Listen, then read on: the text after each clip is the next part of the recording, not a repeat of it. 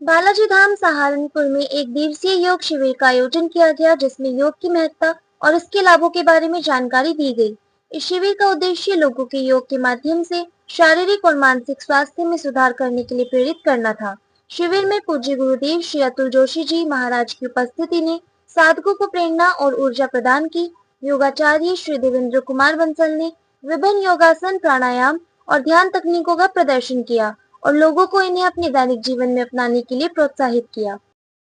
सहारनपुर में राष्ट्रीय लोकदल महानगर इकाई की बैठक आयोजित की गई, जिसमें संगठन को मजबूत करने के लिए सेक्टर स्तर पर पदाधिकारी बनाने और अधिक से अधिक लोगों को संगठन से जोड़ने पर चर्चा की गई।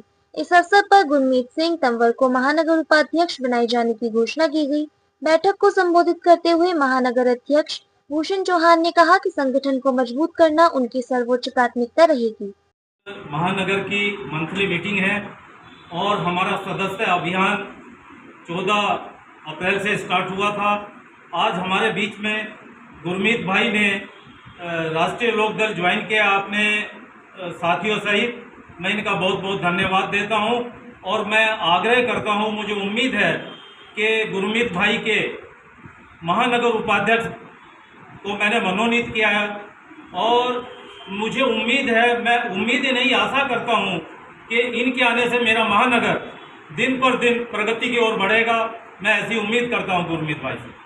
सेंट थॉमस चर्च में ईस्टर की आराधना का आयोजन किया गया, जिसमें शहर के सम्मानित व्यक्तियों ने हिस्सा लिया। इस अवसर पर प्रातः 4 बजे चर्च परिसर में कैंडल मार्च निकाला गया और यीशु मसीह के जीवित हो जाने के आनंद में गीत गाए गए।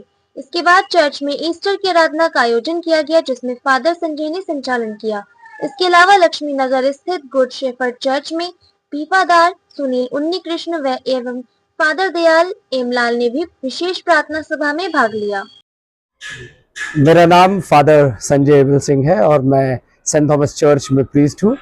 आज जबकि हम सब लोग बड़े आनंदित हैं क्योंकि हम ईस्टर के पर्व को मनाते हैं। ईस्टर यानी प्रभु यीशु मसीह के पुनरुत्थान का पर्व।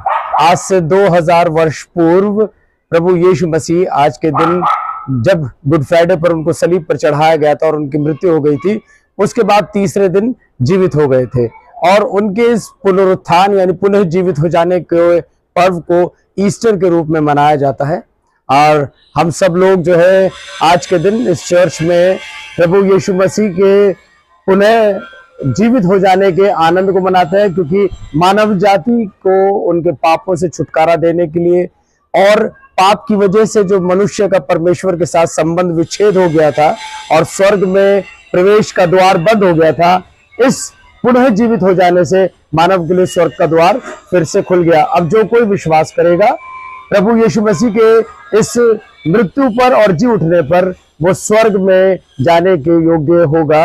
ये प्रभु यीशु मसीह का वचन बाइबल हमें बताती है। आज हम लोग ईस्टर का दिन मना रहे थे, जो कि प्रभु यीशु मसीह के मृत्यु पर से जी उठने का दिन है। और एक अद्भुत घटना आज से 2025 वर्ष पहले हुई थी, क्योंकि आज तक कोई मृत्यु पर विजय प्राप्त नहीं की है। और प्रभु यीशु मसीह को लोगों ने सजा देकर और उनको सलीब पर चढ़ा दिया था। उसके बाद उनको कब्र के अंदर बंद कर दिया था। ऊपर से राजा ने अपनी मोहर लगवा दी थी, सील लगवा दी थी और पहरेदार नियुक्त कर दिए थे। ये फ्राइडे की घटना थी, जिसे हम लोग गुड फ्राइडे बोलते हैं आज। और तीसरे दिन अर्थात आज के दिन यीशु मसीह जिंदा हो गए थे, जिसे हम लोग ईस्टर के दिन मानते, पुनरुत्थान दिवस भी मानते हैं यीशु मसीह का। और उस समय एक बड़ा भूकंप आया था और पत्थर हट गया था, जंजीरें टूट गई थी, सारी सील खत्म हो गई थी और प्रभु यीशु मसीह उस कब्र से बाहर हो गए थे। और जब लोग वहाँ देखने पहुंचे सुबह सुबह, तो वहाँ पर यीशु मसीह नहीं थे। एक फरिश्ता बैठा हुआ था, उसने कहा, तुम जीवितों को मरे हुए क्यों ढूंढते हो? वो अब जी उठा है और इस बात की आप जानकारी सारे लोगों को दो।